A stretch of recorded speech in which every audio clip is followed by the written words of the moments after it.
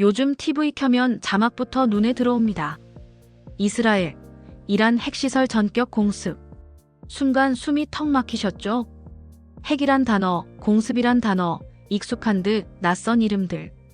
아직도 중동에서 저러나 싶지만 이번엔 뭔가 다르다는 느낌 확실히 드셨을 겁니다. 그렇다고 너무 겁먹지는 마세요. 오늘은 이 내용을 쉽게 그리고 조금은 진심 담아 풀어드릴게요. 뉴스 자막 몇 줄에 담기지 않는 이 이야기, 그 속에 어떤 역사, 어떤 이유가 담겨 있었는지 차근차근 들려드릴게요. 이스라엘과 이란. 언뜻 보기엔 그냥 사이 나쁜 나라처럼 보이죠. 근데요, 둘이 원래부터 싸운 건 아닙니다. 지금으로부터 40년도 더 전 이란은 왕정 체제였고 미국 이스라엘하고도 잘 지내던 나라였어요. 그런데 1979년 이슬람 혁명이라는 큰 일이 벌어졌고 왕이 쫓겨나고 지금의 종교 지도자 체제로 바뀌었습니다. 그때부터 분위기가 달라집니다. 새 정권은 이스라엘을 아예 존재하면 안 되는 나라라고 말하기 시작했고요. 팔레스타인을 적극 지지하면서 중동에서 이스라엘의 반대편에 서게 됩니다.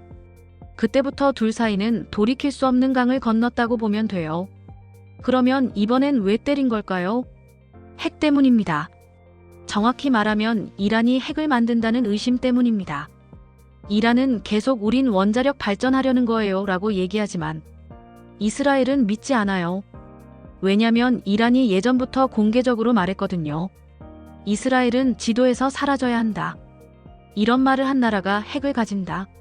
그건 이스라엘 입장에선 공포입니다. 그러니 시간이 지나고 더는 못 기다리겠다 싶었던 거죠. 그래서 이번 작전이 시작됐습니다. 이름이 무섭습니다. 상승하는 사자작전. 이름만 봐도 강력하죠? 이스라엘 전투기 수백 대가 이란 상공으로 날아갔고요. 목표는 명확했습니다. 이란의 핵 농축 시설, 지하 벙커, 군사기지, 심지어 핵과학자들 집까지. 지도에서 콕콕 찍어 놓은 곳만 정확히 날아가서 터뜨렸습니다. 무차별 폭격이 아니에요. 이건 정밀 타격이었습니다. 목표는 딱 하나, 이란이 핵무기 만드는 길을 차단하자. 근데 당하고만 있을 이란이 아니죠. 공습 소식 듣자마자 미사일과 드론을 쏘기 시작했어요. 텔아비브, 예루살렘 같은 대도시가 불빛 속에서 공포에 휩싸였고요.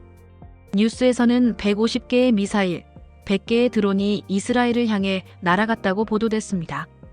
다행히 이스라엘은 아이언돔이라는 첨단 방어 시스템을 갖고 있어서 많은 미사일이 중간에 격추됐습니다. 그래도 일부는 민가에 떨어졌고 사망자도 나왔습니다. 그러면서 전 세계가 숨을 죽였어요. 이거 전쟁으로 번지는 거 아니야? 사실 이번 일은 단순한 보복이 아닙니다. 이스라엘은 하마스나 헤즈볼라 같은 무장 조직들한테 공격을 당할 때마다 그 배후로 이란을 지목해왔어요. 적이 뒤에 조종하는 손이 이란이야. 이런 생각이 쌓이고 쌓여서 이번에 아예 직접 대응에 나선 겁니다. 게다가 핵 개발 속도가 가속된다는 정보까지 돌았으니 이스라엘은 더는 기다릴 수 없었던 거예요.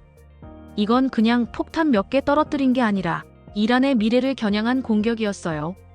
다르게 말하면 이스라엘은 이란이 더 이상 우리 위협이 되면 안 된다는 절박함을 보여준 겁니다.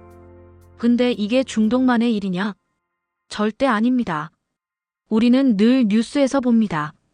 중동에서 무슨 일이 일어나면 기름값이 오르죠. 공항 노선 막히죠. 물가도 슬금슬금 오릅니다.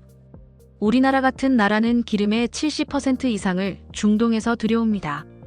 이번에도 유가가 오르고 항공편 일부가 연기되고 경제 전체가 들썩이고 있어요. 그리고 혹시 기억나세요?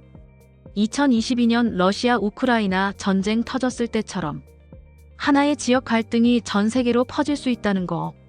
중동도 그렇게 위험한 화약고입니다. 그렇다면 이 다음은 어떻게 될까요? 일단 두 나라는 모두 우린 전쟁까지 원하지 않는다고 말하고 있어요. 하지만 또 필요하면 또 하겠다는 말도 합니다.